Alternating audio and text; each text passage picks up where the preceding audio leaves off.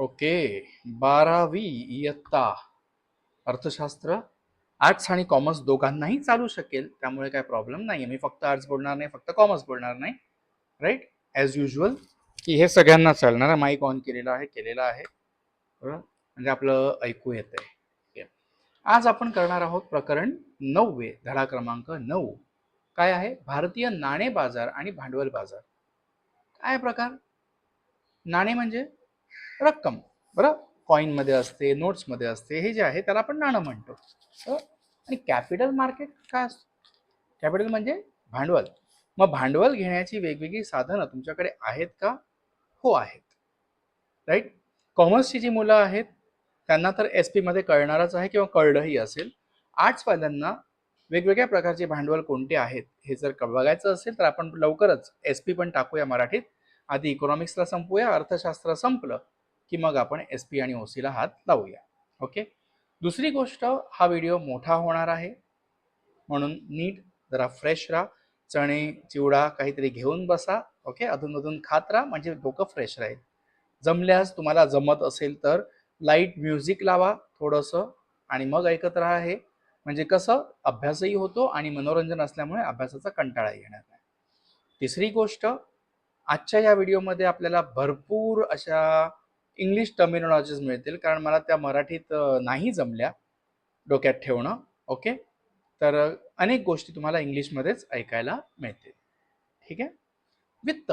वित्त म्हणजे काय? आपण शिकलोय ऑलरेडी, फायनान्स. मला एक सांगा की तुमच्याकडे, ओके थांबा, आपण याचं जरा शाई बदलूया, काळ्यावर पांढरं केलेलं बरं असतं ना. हा, बरं. समजा की तुमच्याकडे पैसे नाही आहेत, तर तुम्ही शॉपिंग करतात का? नाही. तुम्ही सण साजरे करू शकतात का?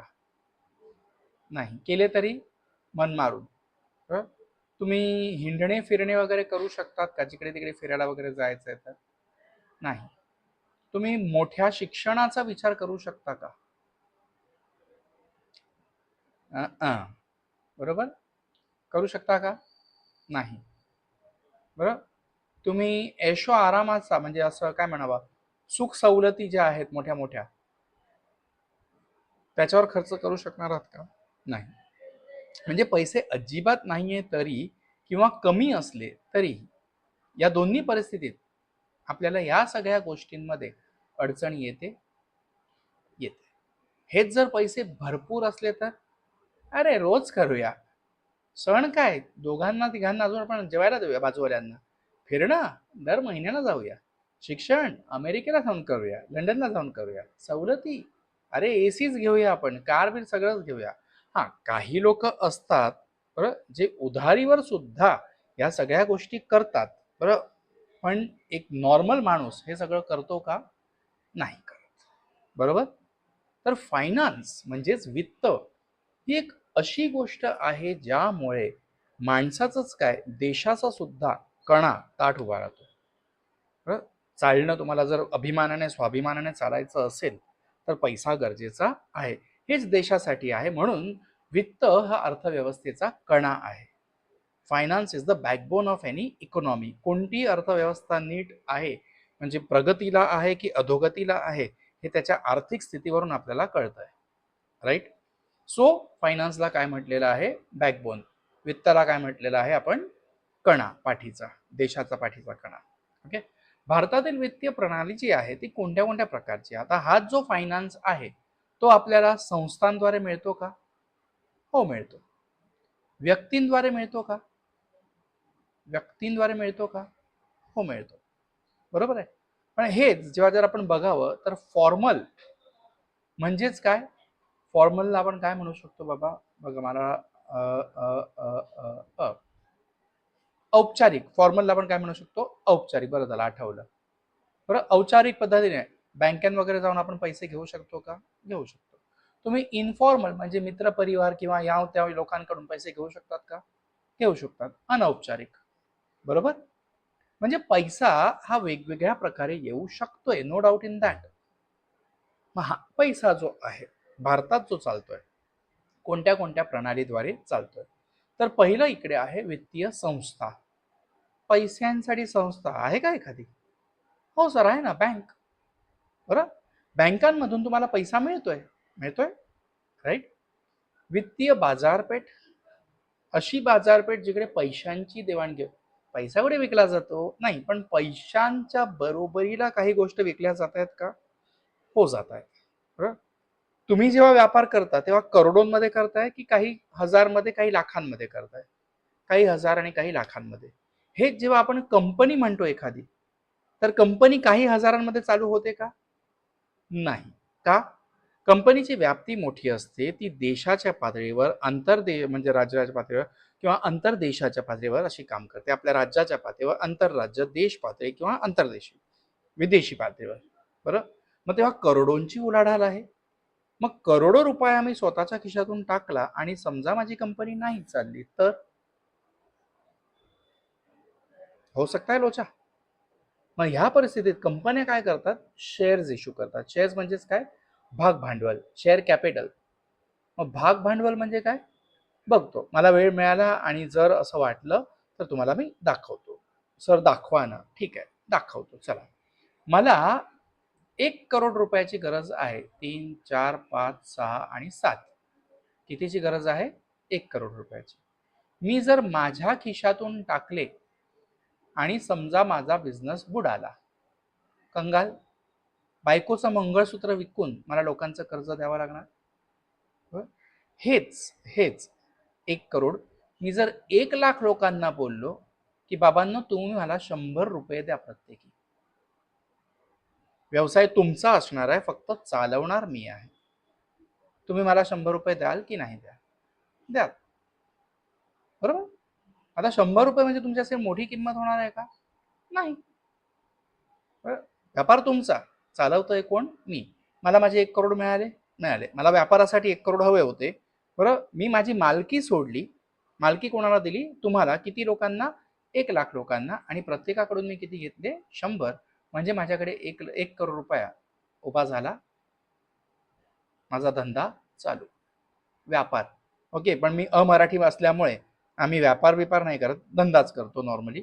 म्हणून धंदा हा शब्द मला आवडतो. आणि म्हणजे कसं, खूप प्रेमाने गुलू मलाई लावून, साखर लावून बोलणं, ते थोडं मिळमिळीत बिळबिळीत वाटतं. थोडीशी रांगडी भाषा असली का आपल्याला मजा येते ना, आपल्यालाही वाटतं की आपलाच माणूस कोणतरी शिकवतोय आणि आपण शिकतोय, राईट. तर बघा, काय केलं मी? तुमच्याकडून घेतलं. एकाकडून 1 करोड घेतले का? नाही. बरं, 1 लाख लोकांकडून, 1 लाख लोकांकडून प्रत्येकी किती भाग घेतला मी? 100 रुपयाचा. म्हणून याला आपण काय म्हणतोय? भाग भांडवल. काय म्हणतोय? भाग भांडवल. आणि हे भाग, त्यालाच इंग्लिशमध्ये आपण काय म्हणतोय? शेअर्स. शेअर्स हे वेगवेगळ्या प्रकारचे आहे. पहिला प्रकार आहे इक्विटी शेअर आणि दुसरा प्रकार आहे प्रेफरन्स शेअर्स. काय सर, वेगवेगळ्या बोलतात आणि तुम्ही तर 2च दिले. ह्याच्यात 1 नाही, 2 नाही, परत 8 प्रकार आहेत. ओके, पोटजाती आहेत यांच्या. मग त्यावर आपण आता इकॉनॉमिक्समध्ये जास्त अभ्यास करायची गरज नाही. कळलं? मी मगाशी सांगितल्याप्रमाणे संस्थात्मक, तर संस्थात्मक आपल्याकडे कोण आहे? बँक आहे. हो आहे. तुम्ही जिथे कुठे राहत असाल तिकडे छोट्या मोठ्या पतपेढी असतील, आहेत.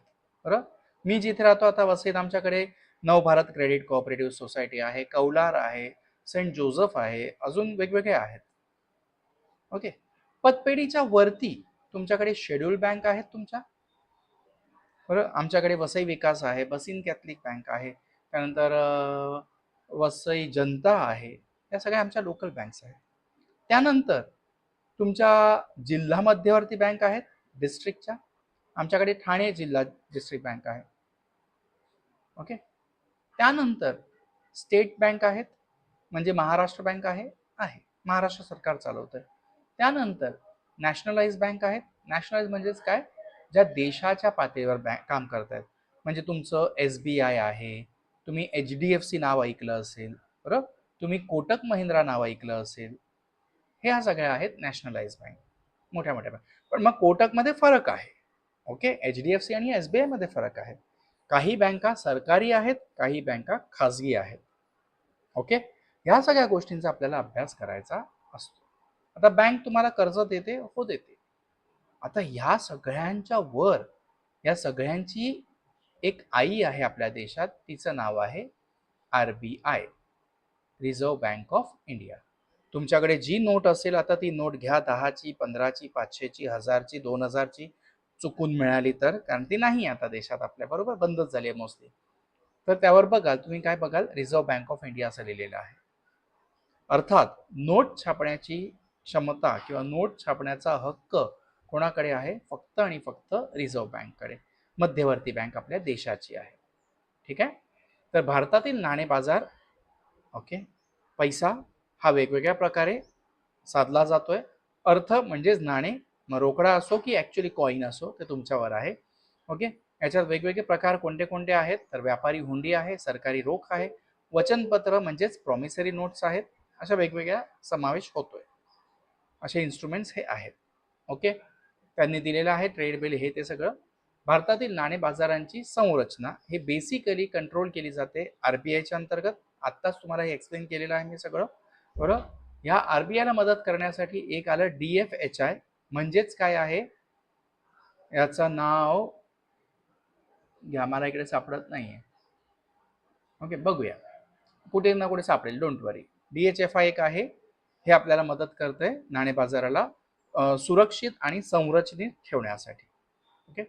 आता संघटित बाजार, संघटित मध्ये कोण आहे? भारतीय रिझर्व्ह बँक आहे, व्यापारी बँका आहेत, कमर्शियल बँक, नॅशनलाइज बँक मी सांगितलं तुम्हाला, सहकारीच म्हणजेच कोऑपरेटिव्ह बँक आहेत, त्यानंतर विकास वित्तीय संस्था. विकास वित्तीय संस्था नावावरून कळतंय या बँक्स कशासाठी आहेत? विकासासाठी आहे. इथे मी एक बँक तुम्हाला दिली, कोणती? HDFC. काय आहे? Housing development finance corporation. Develop म्हणजेच विकास, हे कशाचा विकास करतंय? हाऊसिंगचा. HDFC जेव्हा नवीन नवीन देशात आली तेव्हा ते हाऊसिंगचाच साठी लोन देत होते. तशीच अजून एक बँक तुम्हाला माहिती असेल ऐकून, ICICI, industrial credit corporation. Okay. हे इंडस्ट्रीना म्हणजेच कोणाला? उद्योजकांना लोन देतात. ठीक आहे. अजून तुम्ही ऐकलं असेल IDBI. चमारी टोपी, चाल तिकडे. IDBI, industrial development bank of India. परत हे कोणासाठी आहे? इंडस्ट्रीसाठीच. कळलं? या आहेत विकास वित्तीय संस्था. भारतीय सवलत व वित्तीय गृह, ओके, हे आहे तुमचं DHFL. त्यानंतर असंघटित. असंघटित म्हणजेच काय? इनफॉर्मल. मग अशी तुम्हाला सांगितल्याप्रमाणे ज्याला कोणती संरचना नाहीये, संस्थात्मक नाहीये, असं हे इनफॉर्मल, अनौपचारिक, त्यालाच आपण काय म्हणतोय? असंघटित. स्थानिक बँकर्स आहेत तुमचे. म्हणजे परवाच्या लेक्चरमध्ये मी सांगितलं की अशी लोक आहेत की मला गरज होती, त्याने मला 1,00,000 रुपये दिला आणि काय सांगितलं? रोज तुम्हाला 4,000 रुपये द्यायचे एका महिन्यासाठी. मला 1,00,000ची गरज होती, मी 1,00,000 घेतले. व्यापार करतोय, बिझनेस करतोय, आणि मी त्याला किती दिले? 4,000 रोज दिले. एका महिन्यात दिवस किती? 30. मग 4 तरी 12, म्हणजे मी त्याला किती देतोय? 1,20,000. कळलं? आता ही संस्था आहे का? नाही. पण संस्थेचंच काम याने केलं ना. मला पैशाची गरज होती, मी नॉर्मली बँकेतून घेत होतं, पण बँकेत कागदपत्र याव त्याव सगळं करावं लागतं, वेळ भरपूर गेला. तो जायचा म्हणजे तेवढा घालवायचा माझी तयारी नव्हती, म्हणून मी घाईघाईत या व्यक्तीकडून घेतला. अनौपचारिक आहे किंवा असंघटित आहे. सावकार गावांमध्ये अजूनही आहेत अनेक ठिकाणी. सावकार काय करतो? पैसे देतो. कशासाठी? शेतीसाठी, उद्योगासाठी. पण अनेक लोकांना बर्बाद सुद्धा केलं याच सावकारांनी, म्हणून ती सावकारी सिस्टम आपल्या देशातून हळूहळू निघाली. आता आहे पण ती छुपी आहे, जाहीर नाही आहे. अनियंत्रित बिगर बँक वित्तीय संस्था, हे काय आहे आता अनियंत्रित? तुम्ही जिथे राहता तिकडे बायकांचा असा ग्रुप आहे का की महिन्याला आपण 500-500 रुपये काढू आणि मग आपण पिकनिकला जाऊ? तसाच अजून एक ग्रुप असतो, त्याला म्हणतात बिशी. काय होतंय? प्रत्येक जण 500-500 रुपये काढतात. तर समजा 10 लोक आहे, 10 लोकांनी 500-500 काढले, किती झाले? 5,000. त्या 10 लोकांच्या पावत्या लिहिल्या जातात, चिठ्ठ्या. ज्याची चिठ्ठी आली ते 5,000 कोणाला जाणार? त्याला. पुढच्या महिन्यात 10 लोक पैसे टाकणार, नो डाऊट, पण चिठ्ठ्या किती बनतील? 9. का? एकाला ऑर्डर मिळाली, त्यालाच जर परत मिळाली तर लफडं होईल ना, कंगाल होतील बाकीचे. आता ह्याच्यात व्याज वगैरे काही नाही, पण बघा मला 50,000ची गरज आहे, माझ्याकडे नव्हते, पण चिठ्ठीत माझं नाव आलं, माझी 50,000ची गरज भागते. कळलं? या छोट्या छोट्या गोष्टी आपल्याला इकडे शिकायच्या आहेत. तर संघटित क्षेत्रांमध्ये तुमच्या या बँका ज्या मी सांगितल्या सगळ्या, भारतीय रिझर्व्ह बँक ही सर्वात वरती आहे, मी सर्वात शेवटी घेतली, पण नाव काय दिलं? आई. या सगळ्या बँकांची आई कोण आहे? RBI, reserve bank. ओके. भारतीय रिझर्व्ह बँक आरबीआय ही भारताची मध्यवर्ती बँक आहे. हिल्टन यंग आयोगाच्या शिफारीनुसार भारतीय रिझर्व्ह बँकेची स्थापना केली गेली. भारतीय रिझर्व्ह बँक कायदा 1934 नुसार बँकांच्या मूलभूत कार्याला वैधानिक आधाराची तरतूद आहे. तुम्ही कोणत्याही बँकेत एंट्री मारा, तुम्ही बघाल की एंट्री मारली का उजव्याला किंवा डाव्याला कुठेही जा, एक नोटीस बोर्ड असतो. त्या नोटीस बोर्डवर 20ची नोट कशी ओळखायची, 100ची नोट कशी ओळखायची, 10ची नोट कशी ओळखायची, त्याबद्दल मार्गदर्शन असतं. कोणी दिलंय? आरबीआय. व्याजदर, ठेवींवर व्याजदर किती आहे, कर्जावर व्याजदर किती आहे, त्याबद्दल पूर्ण जाहीर लिहिलेलं असतं. हे निर्देश कोणी दिलेले आहेत? आरबीआयने. तुमच्याकडे पैसा ठेवणारा तुमचा जो ग्राहक आहे, जो डिपॉझिटर आहे, त्याला माहिती असायला हवं का टक्केवारी काय काय मिळणार आहे.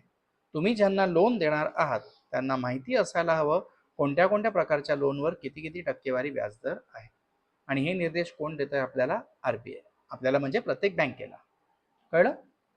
भारतीय रिझर्व्ह बँकेची स्थापना 1 एप्रिल 1935 रोजी खाजगी भागधारक बँक म्हणून झाली. ओके, म्हणजे प्रायव्हेट बँक होती आधी. भारतीय रिझर्व्ह बँकेच्या राष्ट्रीयकरण 1 जानेवारी 1949 रोजी झाले. हा नाणे बाजारातील एक महत्वाचा घटक आहे. ओके, इथे व्याख्या दिलेली आहे, तुम्हाला पाहिजे ती एक व्याख्या उचला, पाठ करा. भारतीय रिझर्व्ह बँकेची कार्य काय आहे? मग असे सांगितल्याप्रमाणे नोट, कोणतरी शिव्या मारते मला, उचकी लागली. चलनाच्या नोटांची निर्मिती करणारी बँक. नोट कोण छापू शकतंय? फक्त आणि फक्त आरबीआय. ओके. हां, दुसरे छापतायत, पण मग ते पकडले गेले की डायरेक्ट कायमचे गेले, सरकारी जेवण फ्री, म्हणजेच काय? जेलमध्ये. सरकारची बँक. आरबीआय कोणाची आहे? सरकारची आहे. त्या दिवशी तुम्हाला सांगितल्याप्रमाणे की एखाद्या खात्याला पैसे कमी पडले तर ते कोणाकडून घेतोय? दुसऱ्या खात्याकडून किंवा आरबीआय कडून. कळलं? त्याच प्रकारे बँकांना पण पैशाची गरज लागते, कधी कधी होऊ शकतं. सर कसं काय? बघा, आता मी 1,00,000 रुपया बँकेत टाकला, मी काय केलंय? ठेव दिली बँकेला, डिपॉझिट केलंय.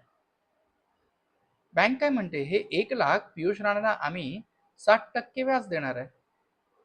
1,00,000वर 60% म्हणजे वर्षाला 7,000. चमारी टोपी, हे काय प्रकार? नाही जमेगा. बँकेना पण व्यवसाय करायचा ना शेवटी. बँक काय करते? त्या 1,00,000तून 20,000 स्वतःकडे ठेवते. का? कोणी अचानक आला किंवा पियुष राणाच अचानक आला, मला पैसे हवेत, तर 80,000 आहे. 80,000 बँकेने काय केलं? 10%च्या हिशोबाने लोन दिलं. ओके, लोन म्हणजेच काय? आपण काय म्हणतोय? कर्ज. आता 80,000वर 10% म्हणजे बँक किती कमवते? 8,000. म्हणजे बँकेला फायदा किती आहे? 1,000. आता हे विचार करा, हे फक्त माझ्या 1,00,000तून मी तुम्हाला उदाहरण दिलं. असं बँकेत एकच पियुष राणा एका दिवसात येतो का? किती लोक येत आहेत, केवढा पैसा टाकला जातोय, केवढा पैसा काढला जातोय. असंच जर फक्त 1,00,000वर कमीत कमी 1,000चं प्रॉफिट होत असेल, बरं, 11%, 12%, 14% सुद्धा आहेत लोनवर, ठीक आहे, आणि 7,000 मी मॅक्झिमम पकडले. जास्तीत जास्त तुम्हाला रेट किती मिळणार आहे इंटरेस्टचा? हां, ज्या शेड्यूल बँक आहेत त्या 7.25 7.25 देत आहेत सध्या. मी 1-2 ठिकाणी वाचलं म्हणून मला माहिती आहे. सर कुठे वाचलं? ते तुम्ही पण ती जबाबदारी करायची, मीच नाही वाचणार. तुम्ही जेव्हा समाजात इकडे इकडे फिरता तेव्हा वाचत राहायचं, थोडं बघत राहायचं, आणि ते दैनंदिन जीवन तुमच्या अभ्यासात कनेक्ट करायचं. कळलं? आता हा असा हिशोब मी जो तुम्हाला सांगितला तो तुम्ही स्वतः करा, म्हणजे तुमचंही डोकं चालेल की हा एवढा एवढा बँकेने कमावला. ओके, तर बँकांना गरज आहे. आता समजा 80,000 तर बँकेने देऊन टाकले ना लोन म्हणून. मी गेलो, मला माझे पैसे पाहिजे, बँक सांगेल नाही आहे पैसा, मग काय तेरे माका मेरे बाप का सुरू करू का तिकडे? नाही, बँकेला पण पैशाची गरज आहे. आता बँकेकडे फक्त 20,000 होते, पण 80,000 बँकेने लोन देऊन टाकले.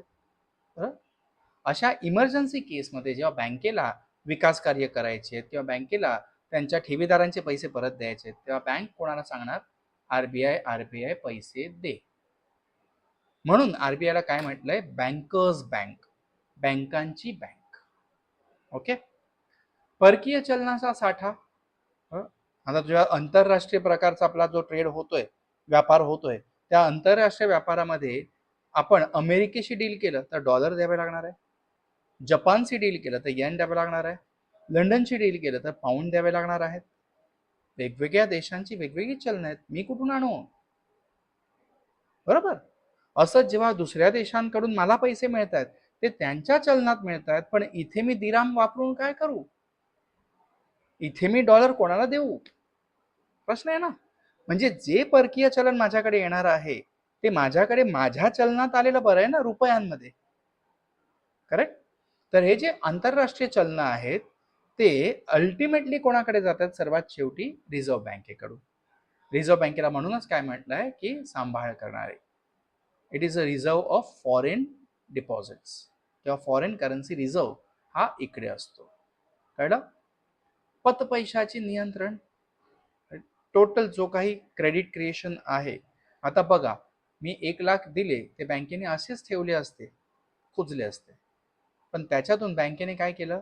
80,000 लोन दिले आणि किती कमवले? 8,000. 1,000 रुपये प्रॉफिट झाला. असाच केवढा प्रॉफिट होणार? जो प्रॉफिट होतोय तो बँक अजून कुठेतरी वापरू शकते, अजून स्वतःचा विकास करू शकते, अजून वाढवू शकते. तर वित्तीय विकास जे आहे ते इथून होतंय. पत पैशाचे नियंत्रण म्हणजेच क्रेडिट क्रिएशन अँड कंट्रोल हे इथून होतंय. CRR that is cash reserve ratio. 20,000 ठेवावे लागले, हे ठेवावेच लागणार आहे. 20 ते 25% हा बँकेला स्वतःकडे पैसा ठेवावा लागतो कॅशमध्ये. ओके. तेवढा आरबीआय कडे पण डिपॉझिट करावा लागतो. That is statutory liquidity ratio. Okay. Statutory liquidity ratio काय आहे? रोख रक्कम तुमच्याकडे एवढी एवढी असलीच पाहिजे मिनिमम. का? कोणी आलं इमर्जन्सीमध्ये पैसे मागायला, तुम्ही सांगा अरे तुझे पैसे तुम्ही त्याला देऊन टाकले, हेच आपण बघतो आणि कंगाल होतो ना. बँकेने कंगाल होऊ नये म्हणून त्यांना आरबीआयने कंपल्सरी स्टॅट्युटरी लिक्विडिटी रेशिओज म्हणजेच काय आहे? संविधानिक रोखतेचे गुणोत्तर ठेवायला सांगितलेलं आहे. आकडेवारी गोळा करणे व प्रसिद्ध देणे, प्रसिद्धीपत्रक प्रसिद्धीस देणे. बरं, देशात किती पैसा आला, देशातून किती पैसा गेला, बॅलन्स ऑफ पेमेंट आपण बघितलेला आहे. बरं, आंतरराष्ट्रीय ट्रेडमध्ये त्याच्यात सगळी आकडेवारी हे बँक देते. कोणती बँक देते? आरबीआय म्हणजे सेंट्रल बँक आपली. ओके. त्यानंतर विकासाभिमुख आणि प्रोत्साहनात्मक कार्य. आम्ही जेव्हा लहान होतो तेव्हा बँका एवढ्या नव्हत्या, मोजक्या ठराविक बँक्स होत्या, पण आता बघा किती बँक्स आहेत. बरं, हे विकास कोण घडवतंय? आरबीआय. नवीन बँकांना परमिशन कोण देतंय? आरबीआय. त्यांची उलाढाल कशी वाढेल, कसा त्यांच्यात अजून विकसनशीलता येईल, हे सगळं ठरवण्याची धोरणं कोण देत आहे? आरबीआय. आणि ती धोरणं लागू करतायत या बँका आणि स्वतः वाढतायत. मग इतर कार्य, आता जेव्हा 8 कार्य मी केलेले आहेत, 7 कार्य मी केलेले आहेत, तर इतर कशाला लिहू? म्हणून त्याच्यावर तेवढा जोर द्यायचा नाही, फक्त वाचून मोकळं व्हायचं. पण हे 7 मात्र बायहाट करायचे. व्यापारी बँका म्हणजे ज्या तुम्ही बघताय तुमच्या जवळपास. आता आरबीआय मुंबईला आहे. ओके. व्यापारी बँका तुमच्या जवळपासच्या या तुमच्याकडून पैसे घेतात का? हो घेतात. तुम्हाला पैसे देतात का? लोनच्या स्वरूपात देतात. तुम्हाला घेताना बँक जी पैसे घेते म्हणजे ठेव जी आहे, डिपॉझिट जे आहे, बरोबर, कुठे गेलं? डिपॉझिटच्या वेगवेगळ्या प्रकार आहेत. एक आहे सेव्हिंग डिपॉझिट म्हणजेच काय? बचत खाते.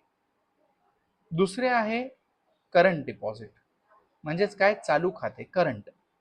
तिसरं आहे रिकरिंग, जे परत परत येत राहतं, याला मला मराठीत नाव माहिती नाहीये. आणि चौथं आहे फिक्स डिपॉझिट. ओके. आता लक्षात घेण्यालायक गोष्ट काय आहे की समजा मी पगार घेतोय, मी नोकरी करतोय कुठेतरी, पगार मला रोज मिळतोय का महिन्याला मिळतोय? महिन्याला मिळतोय. त्यातनं मला जर साठवायचं असेल तर मी महिन्या महिन्याला साठवू, बरोबर. पण मी असा व्यक्ती आहे जो छोटा मोठा व्यापार करतोय, तर महिन्यातून एकदा पैसे मिळणार आहेत का? नाही. रोज थोडंफार येणार, थोडंफार जाणार. आज मी 10,000 कमवणार, उद्या मी 1,000 कमवणार, परवा मी कमवणारच नाही. होऊ शकतं, राईट. मग जेव्हा पैसा आला तेव्हा मी बँकेत डिपॉझिट केला, जेव्हा नाही आला तेव्हा मी नाही डिपॉझिट केला. गरज लागली तेव्हा काढला, गरज लागली तेव्हा पैसा टाकला. हे जे खातं आहे त्याला आपण म्हणतोय सेव्हिंग म्हणजेच बचत खाते. मी व्यापारी आहे, चांगल्या दर्जाचा व्यापारी आहे, मला भरपूर रोजचं उलाढाल आहे माझी, बरोबर, मला पैसे द्यायचे आहेत समोरच्यांना पण माझ्याकडे नाही आहे.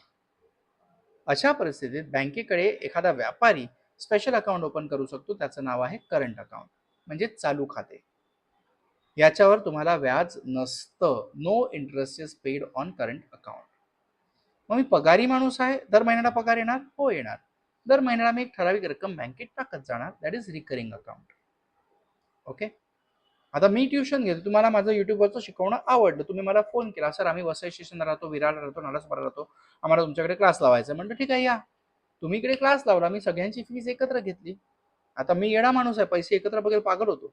आता काय करू, कुठे ठेवू, काय करणार, 1,00,000-2,00,000 रुपये आले, मी पटकन बँकेत टाकले की. आता तुम्ही विचार करा, सेव्हिंग अकाउंट बचत खाते होते, रोजची माझी उलाढाल जशी होती तसं माझं डिपॉझिट आणि विड्रॉल होतं. मग व्याज मला जास्त मिळणार का कमी? कमी. चालू खाते म्हणजे करंट अकाउंट, माझ्याकडे पैसे नव्हते तरी मी बँकेने माझे पैसे पे केले, मग व्याज खातं मला मिळणार व्याज याच्यावर की नाही मिळणार? नाही मिळणार. करंट अकाउंटवर व्याज नसतं. रिकरिंग म्हणजे महिन्या महिन्याला मी टाकलेले आहेत, काढले नाही आहेत, मुदत संपल्यावरच पैसे काढायला मिळणार. मग तेव्हा मला व्याज जास्त मिळणार का कमी? थोडं जास्त बचत खात्यापेक्षा. आणि मी एका बरोबर 2,00,000 देऊन टाकले 5 वर्षासाठी तर व्याज जास्त असणार. फिक्स डिपॉझिटवर म्हणजेच ठेवींवर ओके व्याजदर सर्वात जास्त असतं. ठीक आहे. तर बघूया व्यापारी बँकांची काही प्रसिद्ध व्याख्या, तुम्हाला जी हवी ती तुम्ही करा, माझी त्याच्यात काही रोकटोक नाही आहे. मग व्यापारी बँकांची कार्य, पहिली गोष्ट काय आहे, ठेवी स्वीकारणे. तर ठेवी मी तुम्हाला सांगितल्या, मागणी ठेवी आणि निश्चित कालावधीच्या ठेवी. ओके. याच्यात तुमचं आवर्ती ठेव, रिकरिंग म्हणजेच काय, आवर्ती, आणि मुदत ठेव म्हणजेच फिक्स डिपॉझिट. ओके. कर्ज देणे छोट्या मोठ्या बँकांना, मगाशी म्हणून ते उदाहरण दिलं का, तर तुम्हाला हे कनेक्ट करणं सोपं पडेल. ओके. त्यानंतर सहाय्यक कार्य, बँकांमधनं माझा इन्शुरन्सचा पैसा पे होतोय का? होतोय, बरोबर आहे. बँक माझ्या वतीने इन्शुरन्सचा पैसा घेतोय का मॅच्युरिटीवर? हो घेतोय. हे बँकेचं काम आहे का? नाही. बँक सांगेल तुझी इन्शुरन्स पडेल, तू बघ, जाऊन पे कर, तेल लावत गेला. बरं, बँकेतून इलेक्ट्रिसिटी बिल पे होते का? हो होते. तुम्ही फक्त त्यांना स्टँडिंग इन्स्ट्रक्शन देऊन ठेवा की दर महिन्याच्या 10 तारखेला माझी ही EMI पे करायची, ऑटोमॅटिक पे करते. म्हणजे तुमच्या वतीने बँक काम करते. ती इतर कार्य, सहाय्यक कार्य आली. आणि पतनिर्मिती म्हणजेच क्रेडिट क्रिएशन. बघा माझे 1,00,000 कितीचं काम केलं, 1,80,000चं काम केलं, बरोबर. त्यानंतर सहकारी बँका म्हणजेच काय, कोऑपरेटिव्ह बँक. आता सहकारी बँक जी आहे ती नफ्यासाठी काम करेल का सेवेसाठी? सेवेसाठी. कोणाच्या? मध्यमवर्गीय आणि गरीब तबक्याची लोक जी आहेत किंवा शेतकरी जे आहेत ज्यांना पैशाची गरज लागते, ओके, रोकडा कमी असतो, पण त्यांना चांगली सुखसुविधेसाठी आपण त्यांना थोड्याशा सवलतींबरोबर कर्ज देऊ शकतो, अशा ज्या आहेत त्या आहेत कोऑपरेटिव्ह बँक्स. ओके. आमच्याकडे पण भरपूर आहेत, तुमच्याकडे पण असतीलच. जिथून जिथून तुम्ही व्हिडिओ बघतात, कोणी आळशी लोकांनी कमेंटर मारली नाही का तुम्ही कुठून व्हिडिओ बघतायत. मी बोललेलो की तुम्ही महाराष्ट्रातून कोणत्या शहरातून किंवा कोणत्या गावातून व्हिडिओ बघतायत, जरा एक कमेंट द्या, म्हणजे मला कळेल की तुम्हाला कळतंय की नाही कळत आहे आणि आपण कुठे पोचलोय. इंटरनेटचे फायदे, पियुष राणा बसलाय वसईच्या गावाच्या एका कोपऱ्यात एका खुर्चीवर, पण तुम्हाला तिकडे तुमच्या घरात किंवा तुमच्या शाळेत किंवा तुमच्या कॉलेज किंवा गार्डनमध्ये जिथे आहात तिकडे शिकायला मिळतं. हा झाला टेक्नॉलॉजीचा फायदा. बरोबर. विकास वित्तीय संस्था नावावरूनच कळतंय, मगाशी तुम्हाला HDFC, ICICI, IDBI ही जी उदाहरणं दिली ती हीच आहेत. ओके. त्यानंतर भारतीय सवलत व वित्तीय गृह DFHL. ओके. हे जे आहे त्याचं कामच ते आहे. काय आहे तर नाणे बाजारांना नियंत्रित करणं आणि तुम्हाला पैसा उपलब्ध करून देणं, विदेशातून पण कधी कधी लागल्यास. वाघोल समितीच्या शिफारसीच्या आधारे 1988 मध्ये नाणे बाजार संस्था म्हणून भारतीय सवलत व वित्त गृहाची स्थापना करण्यात आली. कंट्रोल ठेवणं गरजेचं होतं. थोडीशी कामं सोपी पण नियंत्रित ठेवण्यासाठी या गोष्टींच्या किंवा या संघटनांच्या उत्पत्ती झालेली आहे. यामध्ये नाणे बाजार साधनांना तरलता प्रदान करण्यासाठी, तरलता म्हणजेच काय, लिक्विडिटी अवेलेबल असणं, पैसा उपलब्ध होण्यासाठी, तसेच साधनांसाठी सक्रिय दुय्यम बाजारपेठेचा विकासास मदत करण्यासाठी या संस्थेची स्थापना करण्यात आली. यामध्ये भारतीय रिझर्व्ह बँक, सार्वजनिक क्षेत्रातील बँका आणि वित्तीय संस्थांची संयुक्तपणे मालकी आहे. ओके. असंघटित क्षेत्र, मगाशी तुम्हाला सांगितल्याप्रमाणे तो 1,00,000 वाला व्यक्ती ज्याने रोज माझ्याकडून 4,000 घेतले, बरोबर आहे. सावकार आहेत. तुमची चिट फंड म्हणजेच काय, बिशी, इंग्लिशमध्ये चिट फंड म्हणतात, आपण त्याला काय म्हणतोय सर्वसाधारण भाषेत, बिशी. ओके. तर या नीट वाचायच्या आहेत. तुम्ही या गोष्टी वाचल्या, त्याला लक्षात ठेवल्या, सोपं आहे. ओके. भारतातील नाणे बाजाराची भूमिका आहे का? हो आहे ना, का नाही आहे? कर्जदाराची अल्पमुदतीसाठी गरज, मला गरज हवी आहे 1 वर्षासाठी, मी गेलो बँकेत, लोन घेतलं. मला गरज आहे 20 वर्षासाठी, घर घेतोय, गेलो बँकेत, कागदपत्र साईन केले, घराचे कागदपत्र तुमच्याकडे ठेवा, माझे पैसे तुम्ही बिल्डरला द्या, मला फ्लॅट राहायला मिळाला, 20 वर्ष मी पैसे देत राहणार आहे, बरोबर. तरलता व्यवस्थापन, मला पैशाची गरज आहे आणि नाही आहे, बँकेकडून गेलो, करंट अकाउंट मधनं माझे पैसे नसताना सुद्धा बँकेने माझं बिल पे केलेलं आहे, बरोबर. तरलता आली, इझिली मला लिक्विड कॅश मिळतोय. गुंतवणूक पत्रक व्यवस्थापन, गुंतवणूक पत्रक व्यवस्थापन काय आहे ते व्यवस्थापन, शेअर्स, डिबेंचर्स, बॉन्ड्स, वेगवेगळ्या प्रकारची गुंतवणुकीची जी साधनं आहेत, बरोबर, मी आहे, मला या गोष्टींची गरज आहे, मी तिकडे गुंतवलं, कोण मदत करते मला, बँक, गुंतवण्यासाठी. समतोल यंत्रणा, बरोबर, समाजात पैसे जेव्हा फिरत राहतात ना, तेव्हा भाव स्थिर राहतो. समाजात पैसे जेव्हा फिरत राहतात तेव्हा त्या काय म्हणावं तुम्हाला, आर्थिक स्थिती त्या देशाची सुधारते. कपाटात ठेवले तर माझा 1,00,000 रुपये कपाटात पुजणार, वाढणार आहे का, नाही. पण बँकेत टाकला तर वाढला, बँकेलाही 1,000 कमवायला मिळाले, मला 7,000 मिळाले, बरोबर आहे. मग समतोल राहतोय सगळ्या गोष्टीचा. सरकारच्या वित्तीय गरजा, सरकारला पैशाची गरज आहे, कोण पुरवतोय, याच बँका, बरोबर. मौद्रिक विषयक धोरणाची अंमलबजावणी, तुम्हाला सांगितल्याप्रमाणे बँकेत गेले का सगळं गायडन्स मिळतंय, आणि हे सगळं कोण नियंत्रित करतंय, आरबीआय. रोख रकमेची काटकसरीने वापर, येस, पैसा जेव्हा आपण बचत करतो तेव्हा आपल्याला पैशाचं महत्त्व कळतं आणि आपण त्यानुसार ते वापरतो, करेक्ट. वाणिज्य, उद्योग आणि व्यापार वृद्धी, पैसा फिरत राहील तर व्यापारांची वृद्धी ऑटोमॅटिक होणार आणि व्यापाराच्यामुळे देशाची आर्थिक स्थिती पण सुधारणार आहे. भारतीय नाणे बाजारांच्या समस्या काय आहे, तर दुहेरी रचना आहे. आपण बघितलं, संघटित आणि असंघटित दोन्ही असल्यामुळे लोचा होतोय. व्याजदरांमध्ये असमानतेचा अभाव, किंवा असमानता आहे, समानतेचा अभाव. एक बँक 7% देते, दुसरी बँक 7.25 देते, तिसरी बँक 6% देते, चौथी बँक 6.5% देते, लफडा आहे. कर्जावर एक बँक 10% लावते, एक बँक 11% लावते, एक बँक 12% लावते. हे जर समान असलं की देशात, पूर्ण देशात कोणत्याही कोपऱ्यात तुम्ही पैसे डिपॉझिट केले एवढं व्याज मिळणार, तुम्ही लोन घेतलं एवढं व्याज घेणार, बरं, सोपं होईल काम. निधीची कमतरता, कधी कधी पैसाच नसतो, तेव्हा या बँक चालतील का नीट, नाही. हंगामी चढ उतार, गावाखेड्यांमध्ये जेव्हा जाल तर तुम्हाला दिवाळी नंतर, बरोबर, बँकांमध्ये चलन जास्त मिळेल, म्हणजे डिपॉझिट्स भरपूर मिळतील. पण एकदा की जानेवारी किंवा एप्रिल मे वगैरे आला की बँकांमधनं फक्त पैसे काढण्याचेच काम जास्त होणार, का, शेतीसाठी पैशांची गरज लागणार आहे. हेच शहरांमध्ये आहे तर स्थिरता असणार आहे. मेजॉरिटी क्राऊड हे रेग्युलर बेसिसवर पैसे टाकणार, पैसे काढणार, का, त्यांची इन्कम स्थिर आहे, त्यांचं उत्पन्न स्थिर आहे, त्यांचे खर्च ठराविक आहेत, तिथे शेतीवर अवलंबून होतात, म्हणजे हंगामी आहे, बरोबर. त्यानंतर तंत्रज्ञान सुधारणेतील दिरंगाई, काहीच प्रायव्हेट बँक्स आहेत ज्यांनी चांगलं तंत्रज्ञान अपनावलेलं आहे आणि त्याच्यामुळे त्यांचं कार्यक्षमता वाढलेली आहे आणि कार्य अगदी सुरळीतपणे होत आहे. पण सरकारी बँकांचे काही सरकारी बँकांचे ऍप अजूनही फक्त ओपन करण्यासाठी ते बफर होत राहतात, गुर्र गुर्र गुर्र, बघा, म्हणजे तंत्रज्ञान जिकडे गरजेचं आहे तिकडे ते अपनावायला हवं आणि चांगल्या प्रतीचं अपनावायला हवं. का? चांगलं तंत्रज्ञान तुम्ही घेतलं तर तुमची कामं फटाफट होणार आहे ना. आज मी इथे बसल्या बसल्या पटकन एखाद्याने सांगितलं, सर जरा पैसे पाठवा, टपकन, म्हणजे पाठवणार नाही कारण माझ्याकडे नसतात नॉर्मली. ओके.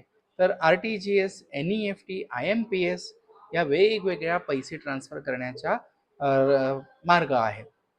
त्याच्या मार्फत आपण पैसे देऊही शकतोय, घेऊही शकतोय. गुगल पे, UPI फटाफट होतोय. बरोबर. काय आहे? तंत्रज्ञान वाढण्याचे परिणाम आहे. करेक्ट. त्यानंतर नाणे बाजारातील सुधारणा या सगळ्या झालेल्या आहेत. आत्ताच तुम्हाला या सगळ्या गोष्टी मी सांगितलेल्या आहेत. बरोबर. सो नीड नॉट वरी. अजिबात घाबरायची गरज नाही. फक्त या नीट वाचायच्या आहेत गोष्टी आणि आपलं काम होणार. भारतातील भांडवली बाजार म्हणजेच काय? Share market. ओके. तर स्टॉक एक्सचेंज भांडवल बाजार असतो, त्याला आपण म्हणतोय, काय म्हणतोय? Stock exchange. दोन प्रकारचे स्टॉक एक्सचेंज आपल्या देशात आहेत. एक NSE, that is national stock exchange, आणि दोन BSE, बॉम्बे स्टॉक एक्सचेंज. हे खूप जुने आहेत आणि पूर्ण शेअर मार्केट किंवा भाग भांडवल बाजार आपला जो आहे तो शेअर मार्केट कंट्रोल करतो आहे. सर मग यांच्यावर कोणी आहे का? हो आहे. ओके. स्टॉक मार्केटच्या वरती यांचा पण एक बाप आहे आणि त्याचं नाव आहे SEBI, security exchange board of India. काय नाव आहे? SEBI, SEBI. ओके. तर भारतातील भांडवल बाजाराची संकल्पना तुम्हाला आत्ताच सांगितलंय सगळं. उद्योगासाठी मला पैशाची गरज आहे, 1,00,000 वाला उदाहरण, 1,00,000 लोकांकडून 100 रुपये घेतले, 1 करोड रुपये मला गरज होती, ते सगळं इकडे आहे. ओके. तर सरकारी रोख बाजार आहे, नो प्रॉब्लेम. औद्योगिक रोख बाजार तुम्हाला पैशांसाठी, बरोबर, उद्योगासाठी जो पाहिजे तो. शेअर्स आहेत, डिबेंचर्स आहेत, बॉन्ड आहेत, प्रॉमिसरी नोट्स आहेत, अशा अनेक गोष्टी आहेत. ओके. विकास वित्तीय संस्था या फक्त विकासासाठीच आहे. IDBI, ICICI, HDFC, SIDBI, Exim bank आहे. एक्झिम बँक कशासाठी आहे? फक्त विदेशी चलन, परकीय चलन चालवण्यासाठी आहे. ओके. त्यांचंच उलाढाल करण्यासाठी Exim bank, export import bank. Okay. वित्तीय मध्यस्थ म्हणजेच बँक तुमच्या वतीने गॅरेंटर राहते जेव्हा तुम्ही इम्पोर्ट करणार आहात, किंवा तुमच्या वतीने कलेक्टर राहते जेव्हा तुम्ही माल एक्सपोर्ट करणार आहात. ओके. भारतीय भांडवल बाजाराची भूमिका, तर दीर्घकालीन मुदतीची वाढ, बचत. ओके.